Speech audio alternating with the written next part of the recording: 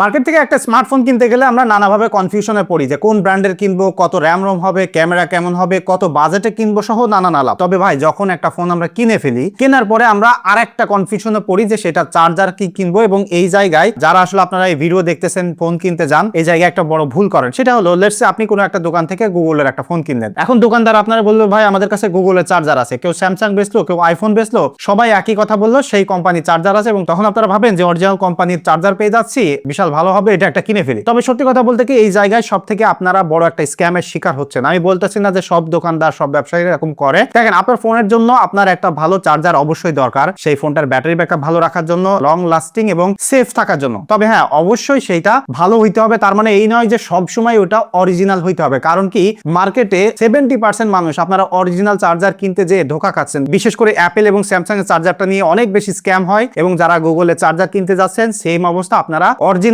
ভেবে copy charger কিনতেছেন। তো এই ক্ষেত্রে আমি আপনাদেরকে বলবো রিলায়েবল, ট্রাস্টেড এবং থার্ড পার্টি যেসব চার্জার গুলো আছে বাংলাদেশের সেইগুলো কিনতে। এখন আমার এখানে অনেকগুলো চার্জার আছে, তো আমি আজকে আপনাদেরকে একটা ক্লিয়ার গাইড দিতে চাই 2026 সালের এই সময় এসে, বা যখনই আপনারা এই ভিডিওটা দেখতেছেন যে চার্জার কিনতে গেলে কোন কোন দিকে বুঝে নেওয়া উচিত। আপনার যদি এক্সিস্টিং ফোন থাকে সেটার জন্য আপনি কোন চার্জারটা কিনবেন। তো একদম প্রথমে সব থেকে বেশি যে ভুলটা আপনারা বোঝেন সেটা হলো ফোনের চার্জিং ওয়াট নিয়ে। লেটস সে আমার এই ফোনটায় 25 ওয়াট পর্যন্ত ফাস্ট চার্জ সাপোর্ট করে, এইটাতে 45 ওয়াট পর্যন্ত এবং এইটাতে 20 ওয়াট পর্যন্ত। তাহলে আমি আসলে এখন কত ওয়াটের চার্জার কিনবো? ফোনে যদি 20 ওয়াট চার্জ সাপোর্ট করে তাহলে কি আমার 20 ওয়াটের চার্জারই কিনতে হবে, নাকি অন্য 20 ওয়াটের চার্জার আমি কিনতে পারবো, বা আমার বাসায় যেটা আছে সেটা দিয়ে আমি চার্জ করতে পারবো? আর একটা জিনিস হলো আপনি যে চার্জারটা কিনতেছেন সেটা যদি লেটস সে 20 ওয়াট হয়ে থাকে, তাহলে সব সময় যে ওটা 20 ওয়াট দিবে তা কিন্তু নয়। কোন ফোন যদি 15 ওয়াটের ফাস্ট চার্জ সাপোর্ট করে এবং ওই 20 ওয়াটের চার্জার দিয়ে আপনি আপনার ফোনে চার্জ করেন, তাহলে কিন্তু ওই চার্জার অলওয়েজ 15 ওয়াট পর্যন্তই ওটাকে সাপ্লাই দিবে। তার মানে আপনার ফোনে কোনো প্রবলেম হবে না। সো এই ক্ষেত্রে অবশ্যই যখন আপনারা চার্জার কিনবেন, লেটস সে আপনার ফোনে যদি 20 ওয়াট চার্জ সাপোর্ট করে, আপনি কিন্তু 45 ওয়াটেরও একটা চার্জার কিনে ফেলতে পারেন। এই ক্ষেত্রে হবে কি আপনার বাসায় যদি অন্য ডিভাইস থাকে, বা ইন ফিউচারে যদি অন্য কোনো বেশি ওয়াট চার্জের সাপোর্টের ফোন কেনেন, সেক্ষেত্রে কিন্তু ওই পুরাতন চার্জার দিয়ে বা ওই একটা চার্জার দিয়েই অনেকগুলো ফোনে আপনি চার্জ করতে পারবেন।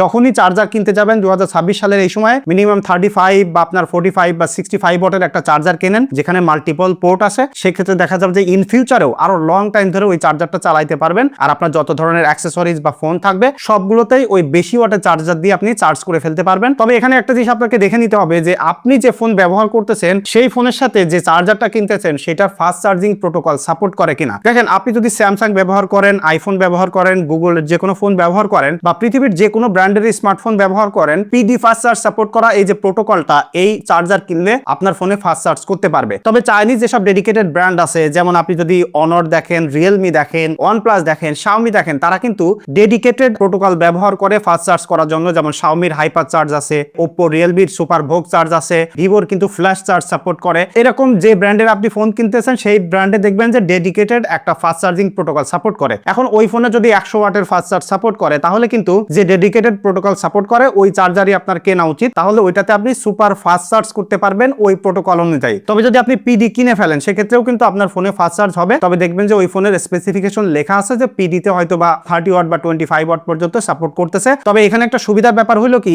এই থার্ড পার্টি প্রোটোকল যারা ব্যবহার করে সেই ফোনগুলো কিনতে গেলে আপনারা দেখবেন যে ফোনের সাথে চার্জার গিফট করতেছে। তো এই ক্ষেত্রে আপনার কেনা লাগতেছে না। তবে যদি চার্জার হারায় যায় বা নষ্ট হয়ে যায়, সেক্ষেত্রে আমি আপনাদেরকে বলবো যে থার্ড পার্টি কোনো ব্র্যান্ড না কিনে আপনারা সেই ব্র্যান্ডের শোরুম থেকে চার্জার কেনেন, তাহলে অথরাইজড এবং অথেন্টিক চার্জারটা আপনারা কিনতে পারবেন। আর বাকি যত ব্র্যান্ড আছে সেই ব্র্যান্ডের জন্য আপনারা থার্ড পার্টি চার্জারগুলো কিনতে পারেন। এখানে একটা কনফিউশন আছে কোন ব্র্যান্ডের চার্জার কিনবেন। এখন থার্ড পার্টি চার্জার কিনতে গেলে আপনাকে দেখতে হবে যে সেই ব্র্যান্ডটা কি পরিমাণে আসলে সাপ্লাই চেইন ম্যানেজমেন্ট করে, লাইক আপনার এলাকায় ওই চার্জার অ্যাভেলেবেল আছে কিনা, ওয়ারেন্টি কত দিনে দিচ্ছে, তখন কিন্তু আপনি বুঝে ফেলতে পারবেন যে ওই চার্জারটার মার্কেটের রেপুটেশন কেমন। আরেকটা জিনিস হলো আপনারা এখন চার্জার কিনতে গেলে গ্যান টেকনোলজি মানে গ্যালিয়াম নাইট্রেট টেকনোলজি চার্জার দেখেও কিনবেন, তাহলে কিন্তু ফাস্ট চার্জিং দিতে গেলে চার্জার বা ফোন অনেক গরম হয় না, সেই জিনিসটা কিন্তু অনেক কম হবে। সো এখানে আমার সামনে দেখেন দুইটা ব্র্যান্ডের চার্জার দেখতে পাচ্ছেন, একটা হলো অ্যাঙ্কার এবং একটা হলো টেটন। সো এইগুলো মূলত বাংলাদেশে মানে এই দুইটা ব্র্যান্ড খুব ভালো লেভেলের জনপ্রিয়, আপনারা অনলাইন অফলাইন সব জায়গায় কিনতে পারবেন এবং তাদের ওয়ারেন্টি সার্ভিসও কিন্তু ভালো। এই দুইটা ব্র্যান্ড থেকে আপনারা যে কোনো চার্জার যদি এখন কিনতে চান, তাহলে আমি বলবো যে অনলাইনে বাংলাদেশের যে কোনো প্রান্ত থেকে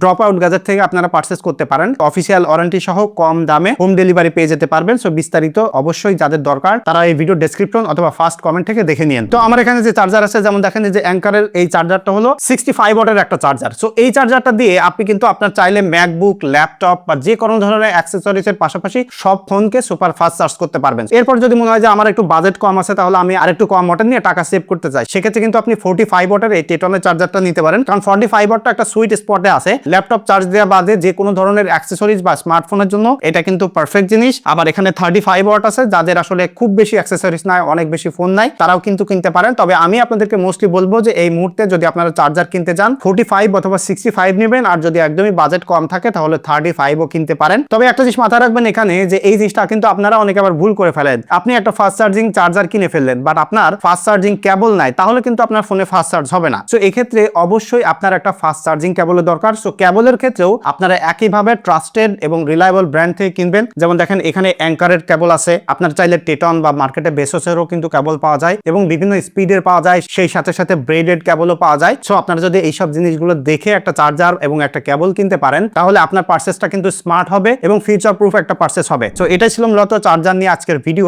আপনারা যদি নতুন কিছু জেনে থাকেন বা আপনি যদি অন্য কিছু জেনে থাকেন বা আপনি কোন চার্জার ব্যবহার করেন বা চার্জার কিনতে যে কখনো আসলে ধোকার শিকার হয়েছেন কিনা, সেটাও কিন্তু অবশ্যই কমেন্ট করে জানাতে পারেন। দেখা হচ্ছে পরবর্তী ভিডিওতে। ধন্যবাদ সবাইকে।